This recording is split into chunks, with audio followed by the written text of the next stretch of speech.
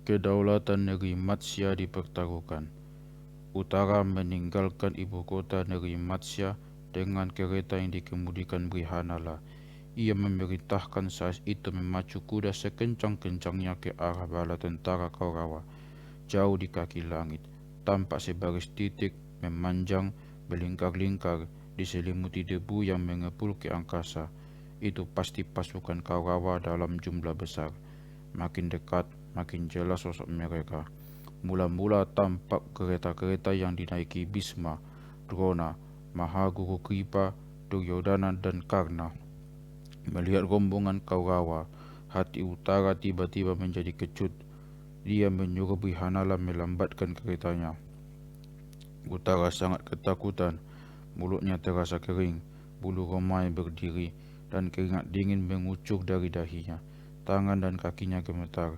Ia menutupi matanya dengan kedua tangannya dan berkata lirih kepada Brihanala, "Bagaimana mungkin aku sendirian melawan musuh sebanyak itu?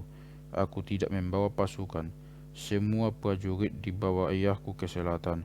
Tidak mungkin aku melawan kesatria-kesatria yang termasuk ahli perang biru." "Brihanala, berbaliklah kita pulang." Brihanala menjawab, "Tuanku, engkau berangkat dengan semangat berapi-api hendak menghancurkan musuh. Permaisuri, penghuni istana, dan rakyat mempercayakan nasib mereka kepadamu. Serandri memuji-muji aku dan membuat engkau mengangkatku menjadi saismu. Kalau kita kembali sekarang tanpa merebut ternak, kita yang dirampas musuh, kita akan ditertawakan. Aku tidak akan membelokkan kereta ini. Mari kita maju terus dan bertempur, jangan gentar."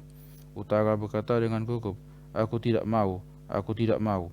Biarlah Kaurawa merampas ternak kita. Biarlah perempuan-perempuan menertawakan aku. Aku tidak peduli. Apa gunanya melawan musuh yang jauh lebih kuat dan lebih besar jumlahnya?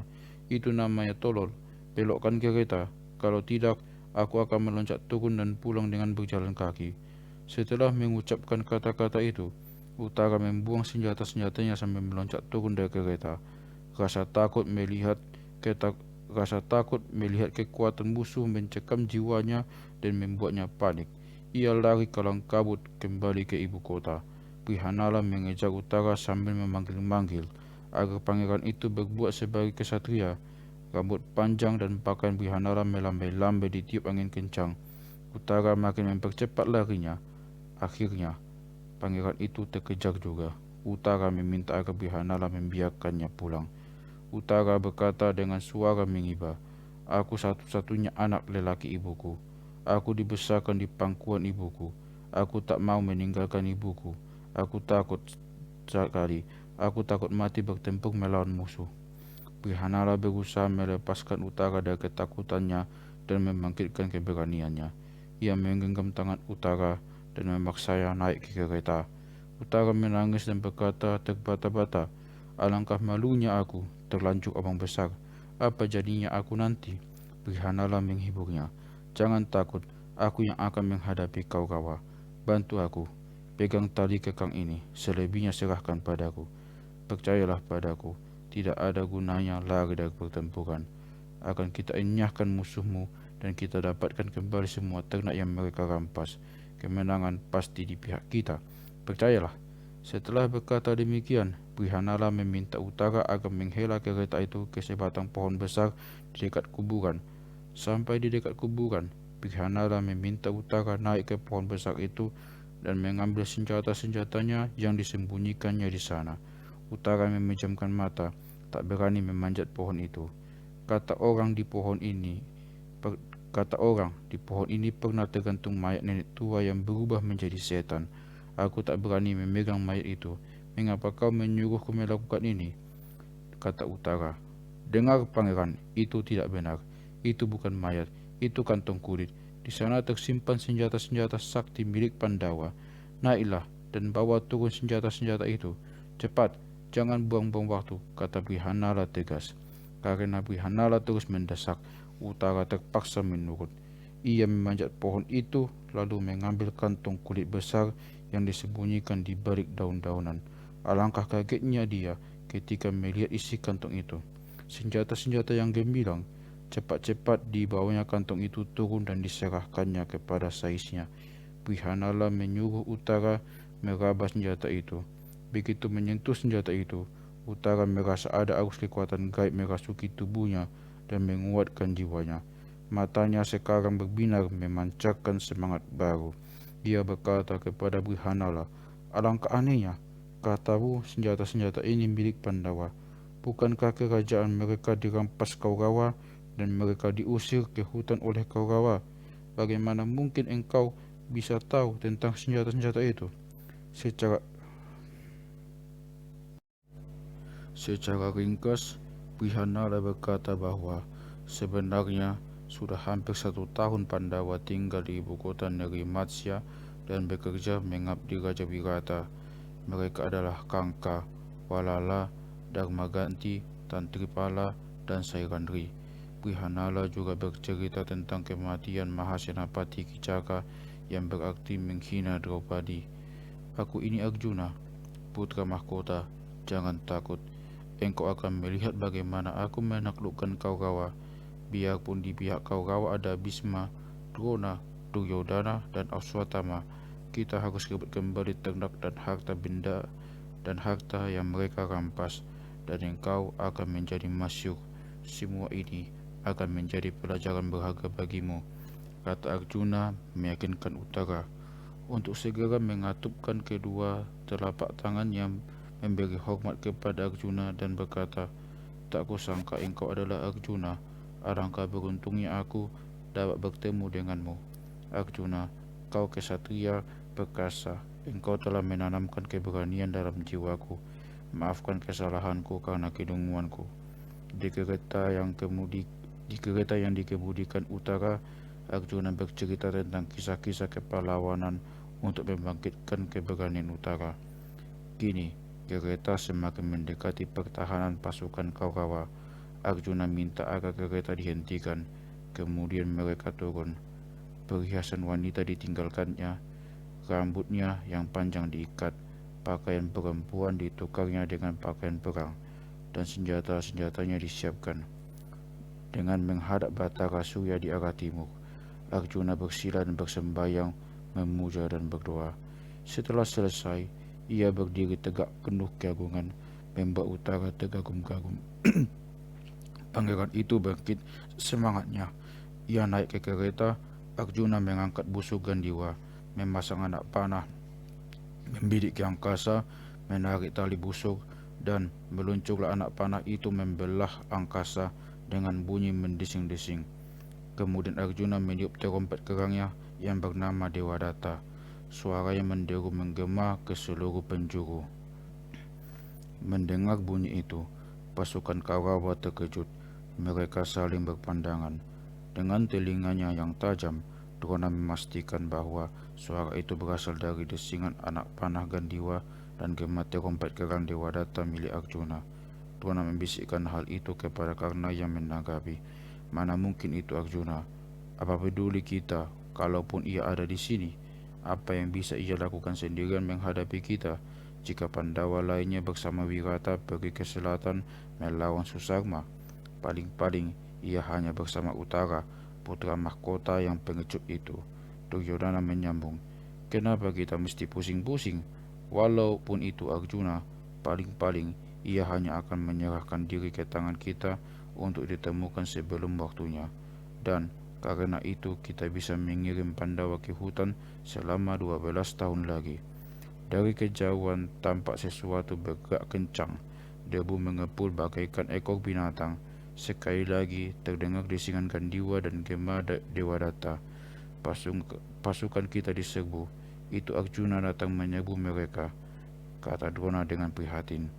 Duryodhana kesal melihat sikap Drona seperti itu. Ia berkata kepada Karna, "Sumpah Pandawa adalah menerima pengasingan di hutan selama 12 tahun dan setahun bersembunyi tanpa dikenali. Tahun ke-13 belum habis, tetapi Arjuna sudah berani muncul.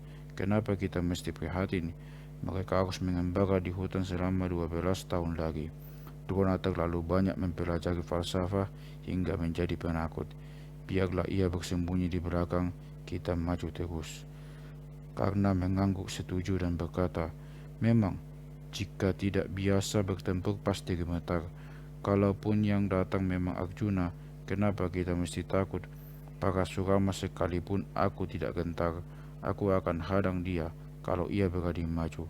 Bala tentara Matsya mungkin bisa merebut kembali ternak mereka, tetapi Arjuna harus berhadapan dengan aku." Kemudian karena membunyikan trompetnya sendiri dan meledakkan senjatanya, tanda ia siap bertempur.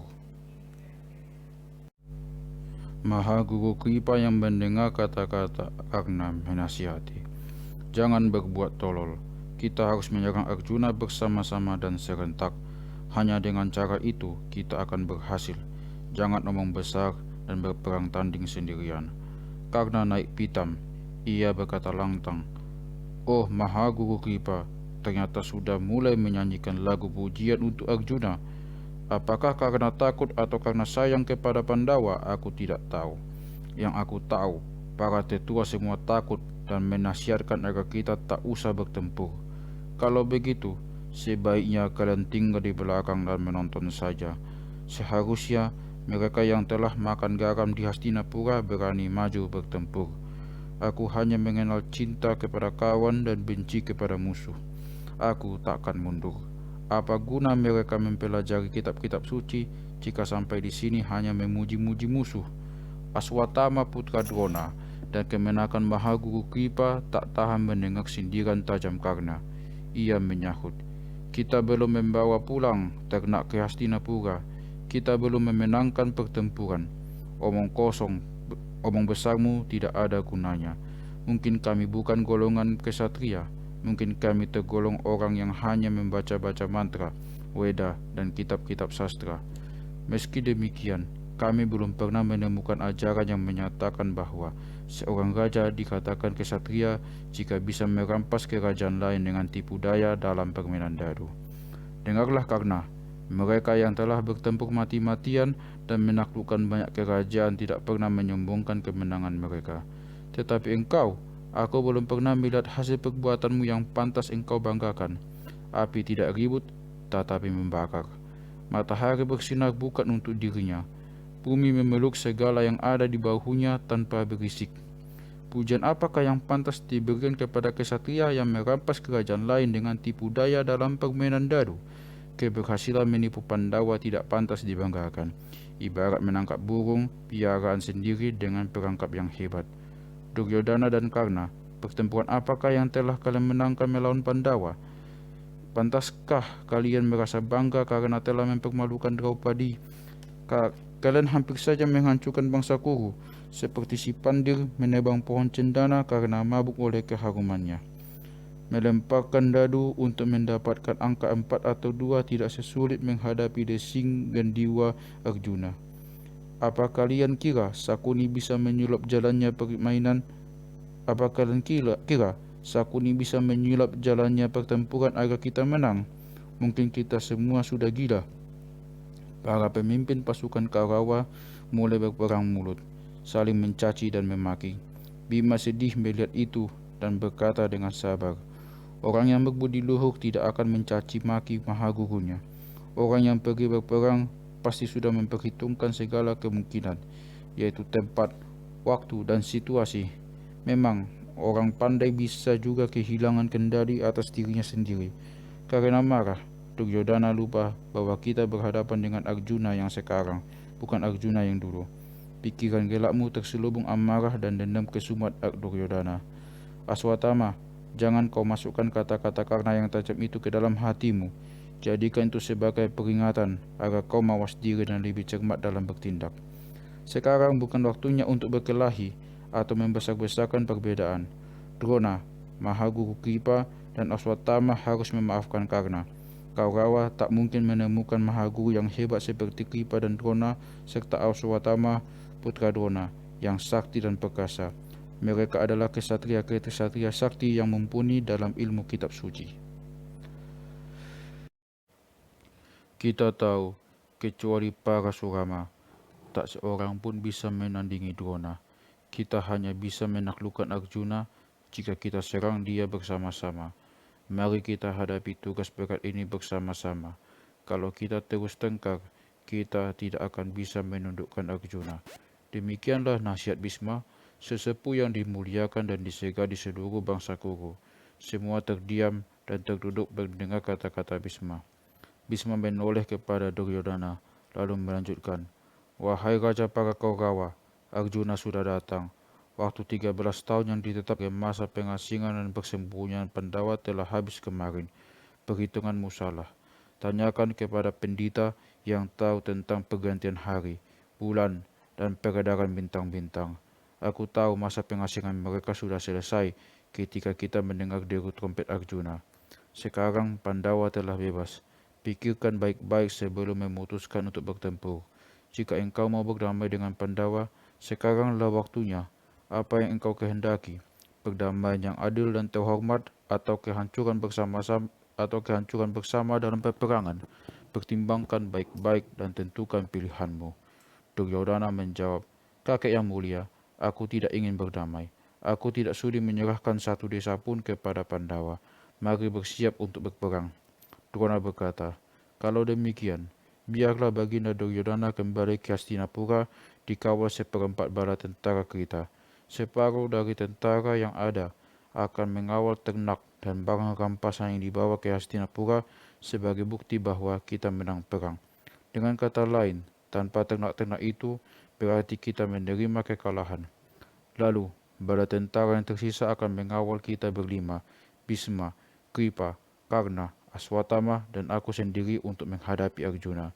Kemudian, bala tentara Kaurawa diatur menurut pembagian itu. Arjuna tidak melihat Duryodhana dalam pasukan Kaurawa yang dihadapinya. Ia berkata kepada utara, "Aku tidak melihat Duryodhana dan keretanya. Aku hanya melihat Bhisma. Mungkin Duryodhana sedang merebut ternak kita. Ayo kita kejar dia dan kita rebut kembali ternak kita." Utara melecut kudanya ke arah yang ditunjukkan Arjuna. Mereka mengejar pasukan Kaurawa yang menggiring ternak dan membawa barang-barang rampas. Arjuna menyerang pasukan itu hingga mereka tunggang langgang meninggalkan ternak dan barang rampasan. Setelah musuh kabur, Arjuna menyuruh para gembala mengambil kembali ternak mereka. Kemudian Arjuna mencari Duryodhana. Mengetahui hal itu, Bhisma mengerahkan pasukan Kaurawa untuk membantu Duryodhana. Mereka mengepung Arjuna. Tahu dirinya dikepung, Arjuna memutuskan untuk menggempur pemimpin bala tentara Kaurawa satu persatu. Pertama, diserangnya Karna dengan serangan kilat. Karna tak mampu melawan. Ia terpelanting jatuh dari keretanya. Kemudian Arjuna menerjang Drona hingga terjengkang. Aswatthama melihat ayahnya kalah, lalu cepat-cepat membantu. Serangan Aswatthama berhasil ditangkis Arjuna. Justru, Aswatthama yang dibuat tidak berkutik karena serangan Arjuna yang bertubi-tubi. Mahaguru Kripa menyerang Arjuna dari belakang dibantu oleh Bhisma dan Duryodhana. Arjuna ingin melumpuhkan mereka satu persatu karena ia sadar tidak punya teman apalagi pasukan. Arjuna menghindari serangan Kripa dan Bhisma, lalu ia memusatkan serangannya pada Duryodhana. Pangeran itu ingin sekali memancung leher Arjuna, tetapi ia justru dihujani panah dan terpaksa lari terbirit-girit seperti pengecut. Karena kewalahan menghadapi Mahaguru Kripa dan Bhisma yang terus menyerangnya, Arjuna memutuskan untuk mengeluarkan ajian pembius. Ia lalu membuat kedudukan musuhnya terpusat. Setelah lawan berada dalam posisi yang diinginkannya, Arjuna melemparkan senjata saktinya ke tengah-tengah bala tentara Kaurawa. Satu persatu, orang-orang itu jatuh pingsan. Dengan mudah, Utara dan Arjuna merampas cuma mereka sebagai tanda kemenangan. Arjuna berkata kepada Utara, "Belokkan arah kereta. Ternak dan harta benda telah kembali kepada rakyat kita dan musuh sudah kita taklukkan.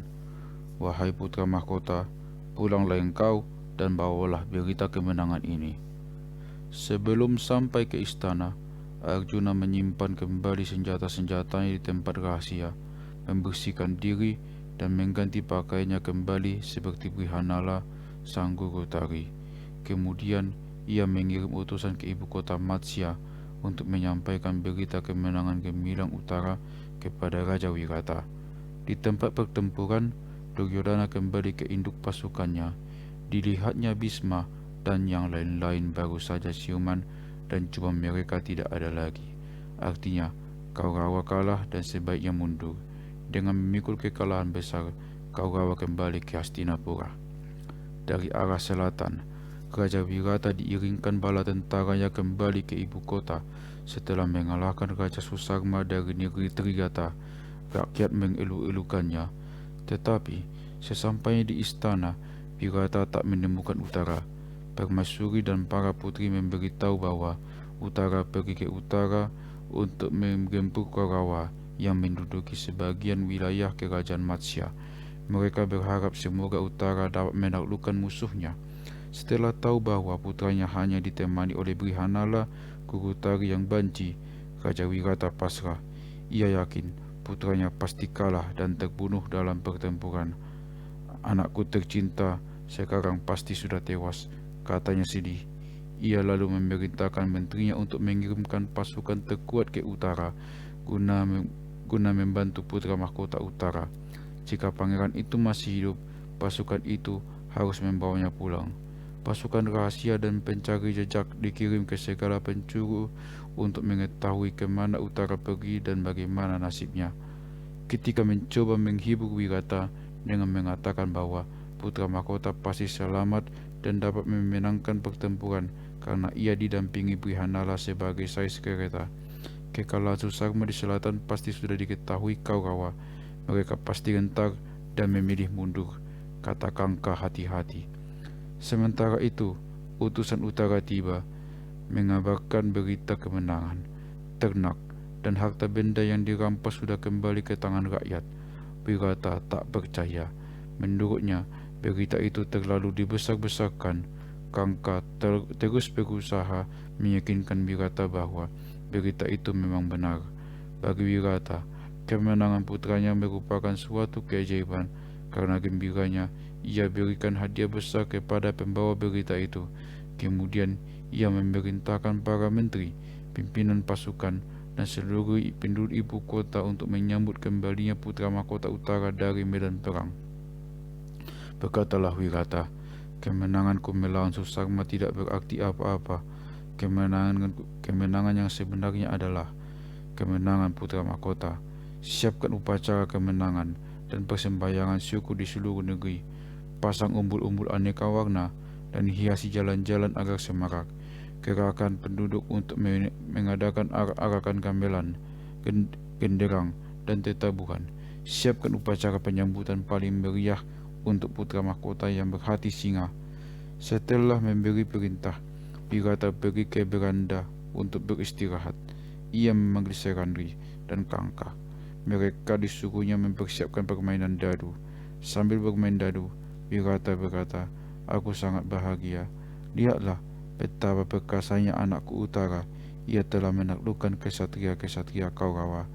Benar demikian, putra mahkota utara beruntung didampingi sais kereta seperti Brihanala yang tangkas dan tahu bagaimana mengemudikan kereta perang. Wirata merasa tersindir dan tidak suka mendengar kata-kata Kangka. Ia marah dan berkata lantang, "Kenapa engkau berulang-ulang menyebut nama si Banci? Padahal aku sedang bahagia karena putraku memenangkan pertempuran. Bukankah sudah sepantasnya aku memuji putraku yang gagah perkasa? Kenapa engkau justru menekankan ketangkasan si Banci sebagai sais kereta? Aku tahu Brihanala bukan orang biasa. Kereta yang dikemudikannya pasti takkan salah arah dan ia pasti pantang menyerah. Brihanala selalu yakin akan bisa memetik kemenangan gemilang siapapun musuhnya," jawab Kangka tenang. Wirata tidak dapat menahan amarahnya. Ia menganggap kata-kata Kangka sebagai penghinaan terhadap anak dan dirinya sendiri. Ia naik pitam, dilemparkannya dadu ke wajah Kangka, melukai pipinya hingga berdarah. Serandri yang kebetulan lewat melihat darah di pipi Kangka. Dengan cepat disekanya wajah Kangka dengan sarinya. Darah Kangka yang titik ditampungnya dalam cawat emas. Melihat itu, Wirata semakin marah, apalagi karena Serandri melakukannya di hadapannya, penguasa tertinggi negeri Matsya. Wirata menghardik, "Kurang ajar, Kenapa engkau menadahi wajah Mengapa engkau menadahi darah Kangka dengan cawan emas? Tuanku Raja, darah seorang sanyasin tidak boleh jatuh ke bumi. Jawab Syekh tenang. Kalau sampai darahnya jatuh menetes ke bumi, hujan tidak akan turun di negeri ini selama beberapa tahun. Tanah akan retak kekeringan dan rakyat akan mati kelaparan. Karena itu, darahnya ku tampung dalam cawan emas. Aku khawatir Tuanku Raja belum mengenal kebesaran Kangka. Serandri menambahkan. Sementara percakapan itu berlangsung, seorang pengawal mengabarkan kedatangan utara diiringkan Brihanala yang ingin segera menghadap Baginda Raja. Persilakan mereka menghadapku, kata Wirata kepada pengawal itu. Kesempatan itu dipergunakan Kangka untuk membisiki si pengawal agar utara datang menghadap sendirian, jangan sampai Brihanala ikut. Kesempatan itu dipergunakan Kangka untuk membisiki si pengawal agar utara datang menghadap sendirian, jangan sampai Brihanala ikut. Kangka berbuat demikian karena raja sedang marah. Ia tahu Brihanala alias Arjuna pasti marah melihat pipi Kangka alias Yudhistira berdarah karena dia sangat menyayangi saudaranya. Utara masuk dan menyembah Raja Wirata. Waktu menoleh ke arah Kangka, hendak mengucapkan salam hormat, ia terkejut melihat darah kering di wajah lelaki itu. Sekarang Utara sadar, Kangka tiada lain adalah Yudhistira yang agung. Tuanku Raja, siapa yang telah melukai dia yang agung? Utara bertanya dengan cemas. Wirata memandang putranya lalu berkata, kenapa? Aku melempar mukanya dengan dadu karena kelancangan dan kesombongannya. Waktu aku sedang senang dan bangga karena kemenanganmu, dia justru memperkecil arti kemenanganmu. Setiap kali aku memuji kesaktian dan keperkasaanmu, ia justru menyebut-nyebut kemahiran si banci. Aku memang telah melukainya, kuakui itu. Tetapi hal ini tak usah kubicarakan lagi. Ceritakanlah bagaimana engkau bertempur sampai menang. Utara merasa takut, ia berkata, ia Dewata, ayah telah berbuat kesalahan besar. Berlututlah di hadapannya sekarang juga ayah. Mintalah maaf, kalau tidak kita akan musnah dari akar sampai ke daun. Wirata tidak mengerti maksud anaknya. Ia hanya duduk diam kebingungan tanpa menunggu lagi. Utara segera berlutut di depan Yudhistira dan meminta maaf yang sebesar-besarnya. Melihat itu, Wirata memeluk anaknya dan berkata, anakku, engkau benar-benar seorang kesatria. Aku tak sabar lagi menunggu ceritamu. Bagaimana engkau menaklukkan bala tentara Kaurawa? Bagaimana engkau merebut kembali ternak dan harta benda kita? Sambil menundukkan kepala karena sangat malu, Utara berkata, bukan aku yang menaklukkan musuh. Bukan aku yang mengambil ternak itu kembali.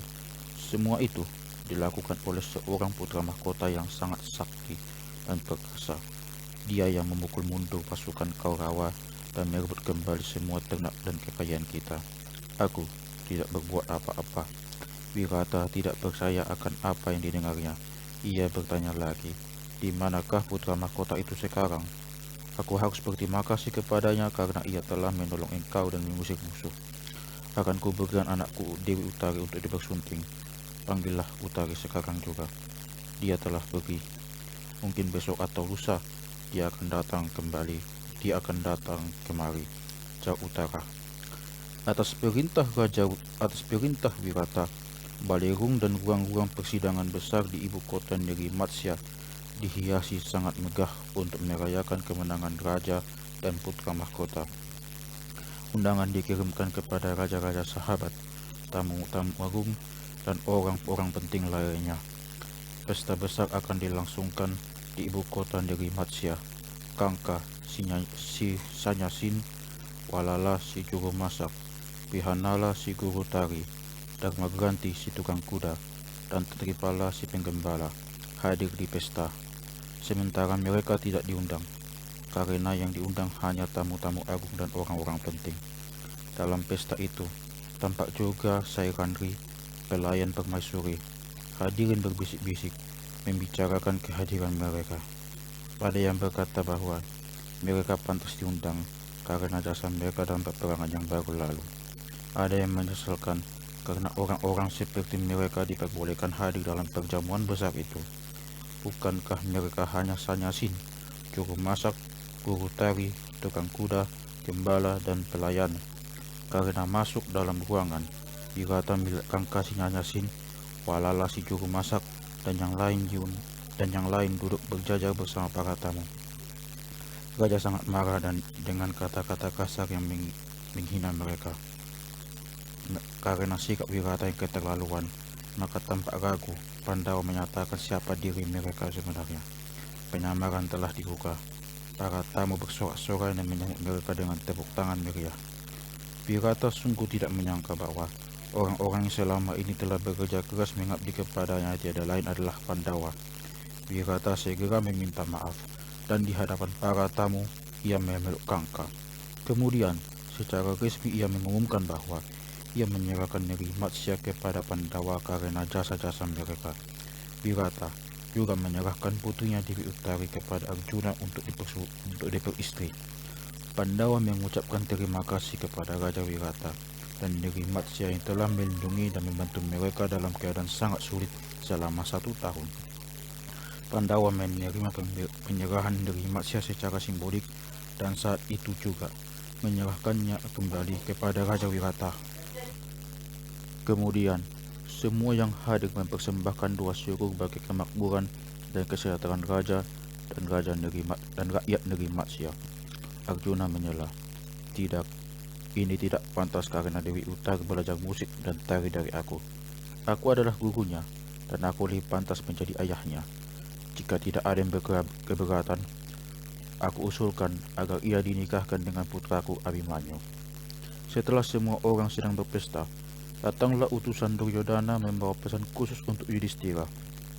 Setelah diperkenankan menghadap, utusan itu berkata, Wahai putri Dewi Kunti, Duryodhana sangat menyayangkan tindakan Dananjaya yang ceroboh. Dananjaya membiarkan dirinya dikenali orang sebelum tahun ke-13 habis. Engkau harus kembali ke hutan lagi. Sesuai sumpahmu, engkau harus mengembara 12 tahun lagi di dalam hutan.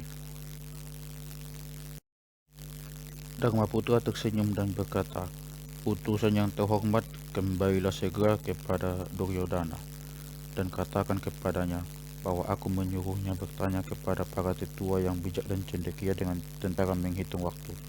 Kakek Bisma yang kita muliakan dan para mahaguru lainnya pasti tahu peredaran bintang di langit.